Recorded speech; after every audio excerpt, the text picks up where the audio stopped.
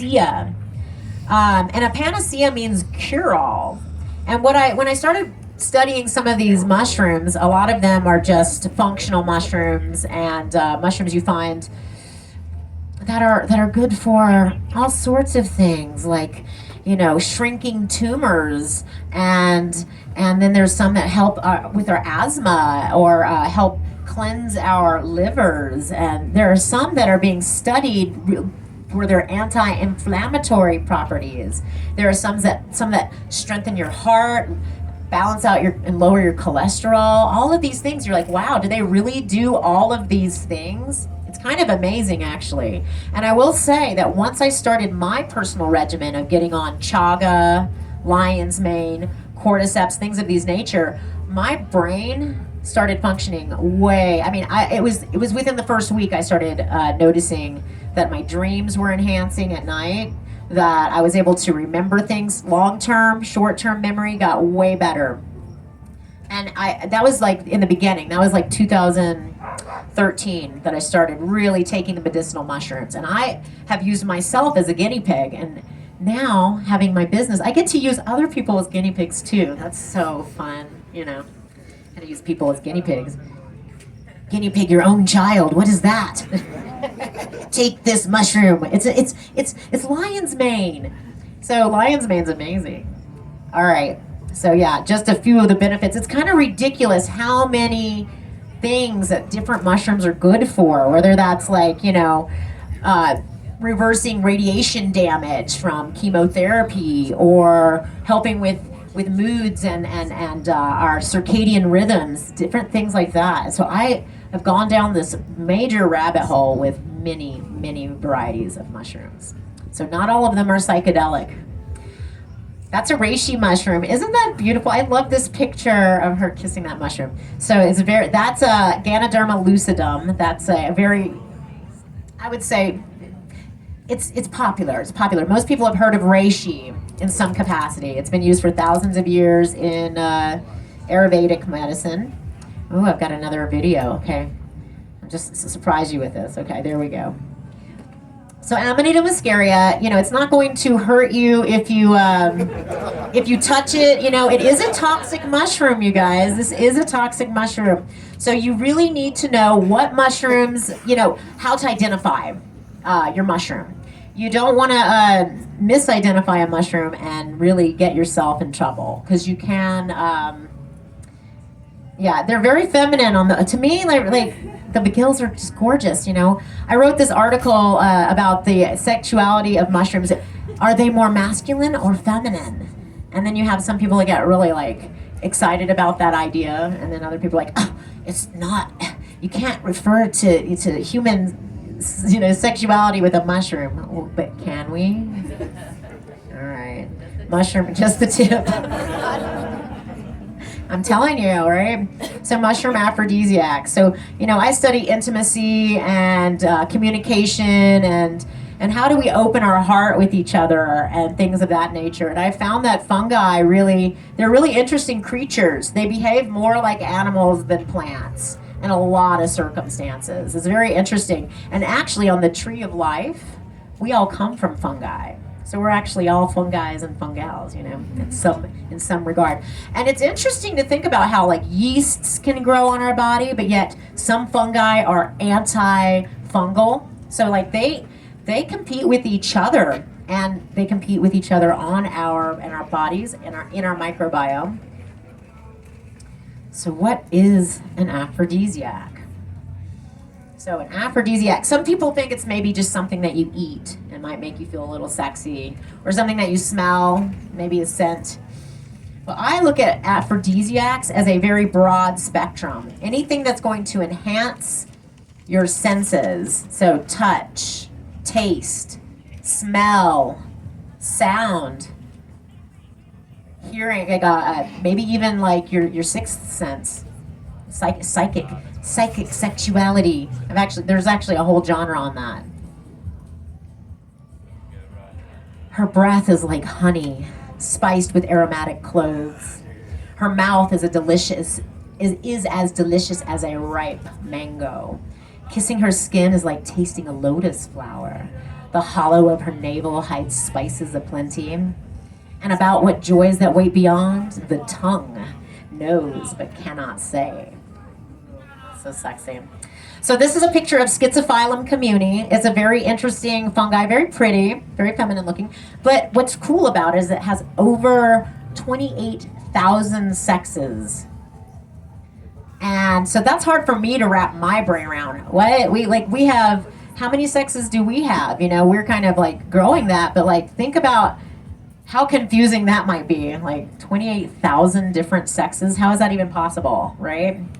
So if you want more information on that, I say check out Tom Volk, V-O-L-K. He just recently passed away last year, but he has an incredible online like encyclopedia of fungi, and he talks about Schizophyllum quite intensely, and there are different sexes. Schizophyllum. That's a fun word. So the interesting thing about fungi and how they procreate is they have spores, right? Like plants have seeds.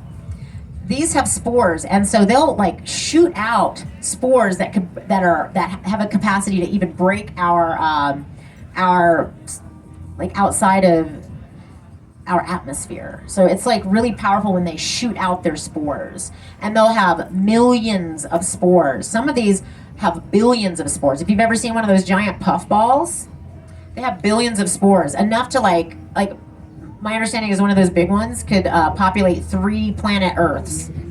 So it just goes to show you how picky they are with the way that they reproduce and where they like to set up their little mating area. So this is what happens. So like there are spores that are in the water, and under a microscope they kind of look like sperm. It's really weird. I'm like, wow, we are very closely related to fungi. But you'll have these spores in the air, and they'll be flying around, and so 2 of them have to connect. Usually 2 of them will have to connect in order to mate, basically. And so they consciously find their mate. They're very, so they might find, oh, I don't want that one. And when they find their mate, they connect, they fall to the ground, and they form what's called a hyphae, which is like a little root. And that starts the mycelial growth on the ground. Some of them like wood and whatnot. But what's interesting is some of them actually self-reproduce. So just imagine that every time you self-pleasured, there was a chance of pregnancy. These guys, I mean, that's why there are actually millions, and we've only identified close to about 100,000 at this point. So this is a really young science, and one I just kind of, I'm into. I want to cultivate my own mushrooms, unsubscribe from modern socialization and norms, and meet our alien ancestors. What is that? That could mean a lot of things. I like to throw these little things in there. So, an aphrodisiac is something that's going to stimulate your senses. So it could be like the smell of your lover might really excite you, right? Or the thought. Maybe you hear a song that reminds you of something about a situation or something in the past, and that brings you to stimulation. You're like, ooh, the brain is such an interesting thing that scientists have tried to map the brain when we're sexually stimulated, and different people get excited in different areas of the brain. So no 2 people are the same. That's why it's really kind of important to find out what turns you on personally, you know, and then if you have a lover, you find out what they're like, you know. But then it's all about dosage, set, and setting. So you really kind of want to, like, if you're trying to connect with yourself, you know, you can set up your own space, or if you're connecting with another person or people, you know, think about what it's going to be, you know. Do you want pillows?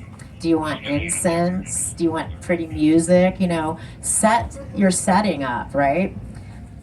And then what are you taking? Are you just drinking some herbal tea that's kind of relaxing, or incorporating Damiana or ashwagandha, things like that?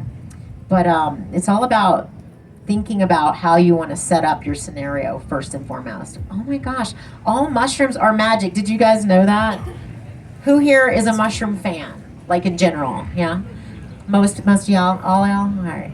So there is a huge amount of fungophobia, especially in the United States. For whatever reason, people are afraid of mushrooms. When I first started studying this about a decade ago, people thought I was crazy. You're like, oh, mushrooms, ew, slimy, gross mushrooms, you know. And in other cultures, it's very much a part of their norm to go into the woods and find dinner with the kids and to consume some of these taboo mushrooms for other purposes. That's a chanterelle. That's a really big cantharellus. Oh my gosh, it's probably in the Pacific Northwest. The ones we find here about that big, and you get excited. Oh, they're so pretty. Delicious. This one looks like, I don't know. I was up in Sebastopol, and I found these, and I was like, what are these little vagina-looking, like, what are those? And I did get someone to identify it for me, but I was like, what in the heck? Yes. Are mushrooms more feminine or masculine? You know, you might say that that's very feminine. That is the underbelly of a mushroom. I believe that's a schizophylum as well. And some are more masculine. Here, I'll show this. You know, if you're queasy, you know, look away. Just look away. So that is an oyster mushroom. That is the king trumpet mushroom. It's a really delicious mushroom. It's very high in vitamin D and magnesium. So like if you were to have like a bone fracture or maybe a broken bone, you might want to up your intake of king trumpet mushrooms. It's a really good idea. You know, add it to your diet. They're really delicious. This particular mushroom has a great texture, almost like scallops. And oysters are very easy to grow yourself. You can eat them with collard greens. They are, So there's this gal on Instagram that makes these videos with food. It's kind of like food porn or something, but I couldn't help myself. Stephanie Starley, follow her on Instagram. She's hilarious. Okay, she's hilarious. Witch's cap. Wow. So I don't know if you can see that, but when you touch it's slimy, very mucilaginous, and when you like pull your fingers away from it, it's very like stringy, like very much like female ejaculatory juices. It reminds me, like, it's very interesting how closely related we really are to these fungi.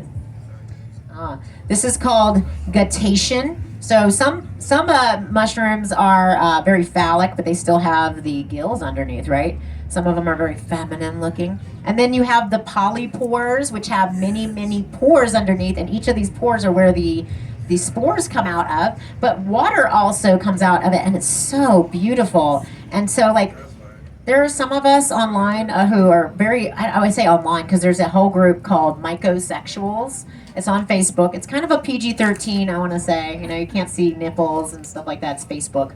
But some of us get very turned on by nature in general, or fungi get me really excited, but I don't know.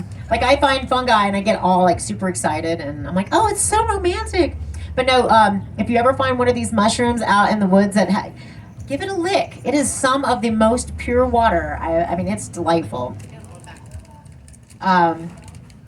Yes, because it's pure water that comes out of the pores of that. So just give it a try. Only if you're, exploratory. Guttation, but it's very beautiful. Some plants have guttation, and then polypores do as well. So mushroom brain tonics. So we're talking about aphrodisiacs, and we're talking about nootropics. Okay, so brain tonics are interesting, but really what's interesting to me is the nervous system, because people think about psychedelics, they think about our brain, right? And we even have 3 brains. Our brain that's like our functioning machine brain, right? That keeps our hearts pumping and keeps us breathing, keeps us alive. And then we have our heart, and they've now found that our heart holds memories and has its own electromagnetic field. And then we have our gut, right? So people are like, I have a gut feeling about something. Our intuition. I know our intuition's tied to our third eye, but our body is very intelligent on multiple levels, and it's not all about the brain. So when we talk about nootropics, most people are talking about, how do I get my brain to work right? How do I remember things? How do I think really fast? But it's all about the entire nervous system and our gut health, because we have, really, the way I'm looking at it is, we have billions of quote unquote brains on our body and inside of us. So we're like kind of walking, talking ecosystems, or universes even. Like, each of us is our own unique ecosystem. But looking at the data, the scientific data, we look at what's good for the brain. So we have lion's mane. Most of you have heard of lion's mane mushrooms. Hericium erinaceus is the one that's mostly studied. There are other varieties that haven't been studied. There's chaga mushrooms. There's reishi. There's psilocybe. There's the psilocybe species, the psilocybin-containing mushrooms. Cordyceps, Amanita muscaria. So the definition of a nootropic is a substance that may improve cognition function, particularly executive functions, memory, creativity, motivation in healthy individuals, right? So, yes, we want our brains to be functioning, but we really want our entire system to be functioning. So when I think of a nootropic, I think about the entire nervous system. I don't know if you've seen one of those charts that show your entire nervous system through the spine and stuff. It's kind of an interesting creature that we are if we were just nerves. So just a little point about lion's mane. If you are intaking it for nerve growth, make sure to intake a full spectrum. So the mycelium produces enzymes that there are erinacines and hericinomes. Hericinomes are in the mycelium, and they produce an enzyme that help with nerve growth factor. And then if you're just eating the fruiting body, that does have neuroprotective properties, the erinacines, but that doesn't cause the nerve growth. So it's interesting, this particular mushroom has been studied for that, and there's a lot of controversy surrounding mycelium versus fruiting body, and I say full spectrum it just makes intuitive sense to me, especially with the mushrooms that have been studied for their mycelial properties. There's a lot of studies that still need to be done, so my intuition says full spectrum as much as you can. Sex and your nervous system. So, given that our nervous system controls so much of how our bodies work, it makes sense that it also has a huge impact on our arousal, our connection, and actually being able to experience an orgasm. Okay, nerve endings. It's a big deal. So the limbic system helps to regulate parts of our autonomic nervous system, which is responsible for bodily responses, like I was saying, breathing, heart pumping, things that we don't have to think about. So that's part of our nervous system. It's thought of as the primitive area of our brain. The limbic system also plays a huge role in physical drives and emotional processing, okay? And it's activated during sex. So there's kind of like this loop here, and a lot of what has to do with also what stimulates us, what gives us our emotional drive, is our hormones balanced. So like, nervous system has a lot to do, if not all to do, with our balanced hormones. Okay, so if you have a healthy nervous system, you have a healthy gut biome where our immune systems are, and your hormones are balanced, you're going to be a pretty healthy person. And then it's about like retraining ourselves from our traumas and our hang-ups and things from our childhood and hundreds, if not thousands of years of conditioning as humans, right? So it's all about us taking our personal power here and now. What's interesting about fungi, even in the Chinese dynasties, and whatnot, and even the Egyptians, they would kill you as a commoner if you were found taking like reishi mushrooms, some of these mushrooms that help with cognition and longevity and all these things. Only the elite, only the royalty were allowed to intake these mushrooms because, well, you're easier to control when you're kind of dulled down. We know that, right?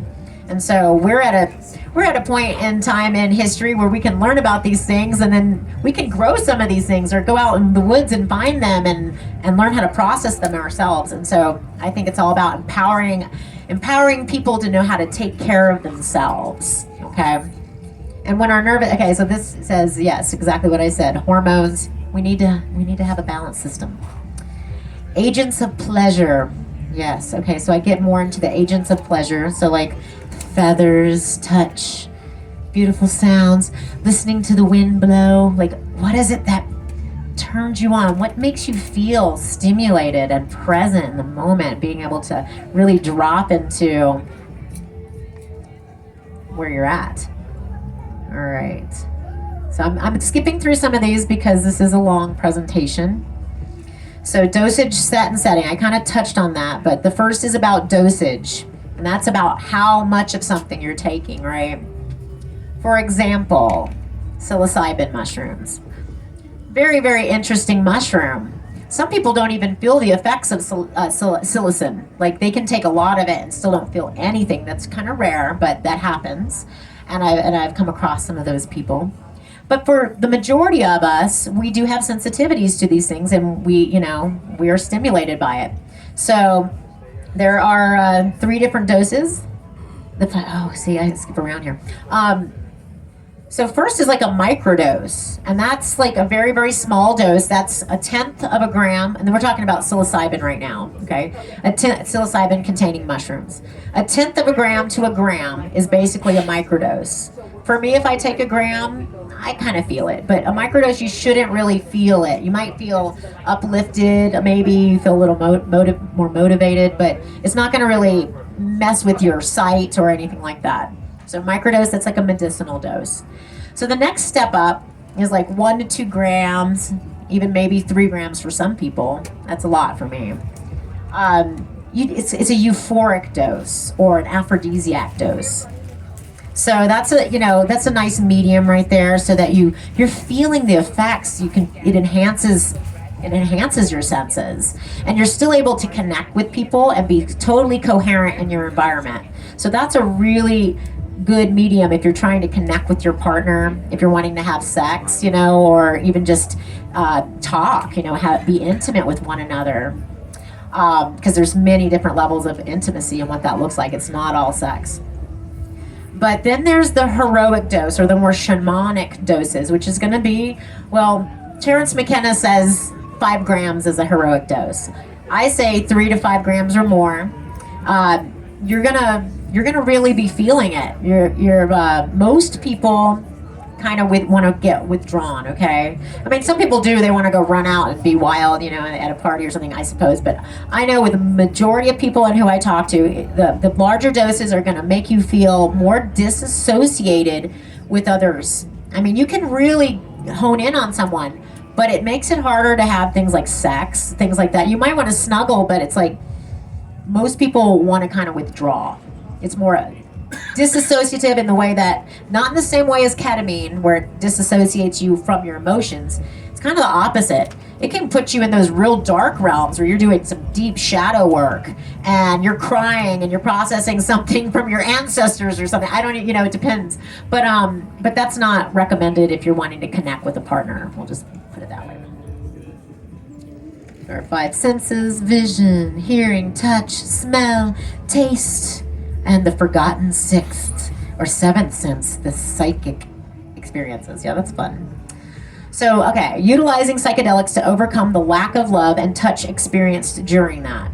So, there are some people who have personality disorders, we're calling them that have a lack of empathy, cannot feel what another person is feeling. And this can be from childhood traumas, and we don't know all of the reasons. There's a lot of studies out there about some of these dissociative conditions, and I've dealt with people on that level, and I have a lot of compassion, and I want to see people doing well. I want people to be able to connect with each other, or even connect with themselves. There are people who can't, and there are studies that are showing that psilocybin is helping people have empathy, especially with those who are closest to them. And I even talked to a client of mine. He said that he was his doctor told him that he was narcissist, like he was a narcissist, that he had no empathy, and he said he couldn't connect. He didn't care about anybody, and it was really bothering him. He's like, why don't I care about people? I can't connect with anyone. He said that the only time he was able to connect with his romantic partner is when they would take psilocybin together, and that allowed him to like really feel into her. And so he was taking it more and more in order to kind of break through some of these lacks of, I mean, just imagine not being able to feel what another person is feeling. And I mean, I know it protects us, but it also can disconnect us. And anyway, that excites me to know that there's research being shown. Psychedelics impact on sexual desire. So psychedelics definitely have the potential to impact our sexual desires. Not just psychedelic mushrooms, but they're looking at MDMA, LSD, and things. I'm studying all of these things because I'm very interested in how we can retrain our nervous system and become we can teach our body to be the way we want it to be, and we can sharpen our skills. And if you want to connect with someone, you can utilize that intention to connect with anyone. All right, so in the sense of smell, so truffles are a good culinary one to start with. Very pungent. Maybe you've had some truffle on your French fries or in a chocolate dish. But truffles are really interesting, not only just because they smell good and they cause us to start salivating and whatnot. These are really weird mushrooms. They grow under the ground, and they're very popular in, say, like France and Italy and even the Pacific Northwest. We don't have any that grow here, but they're really weird because they have a pheromone that they produce, androstazone. Oh my gosh, I don't know how to say it, but it's like what's really weird. Okay, so you guys, have you heard of truffle pigs?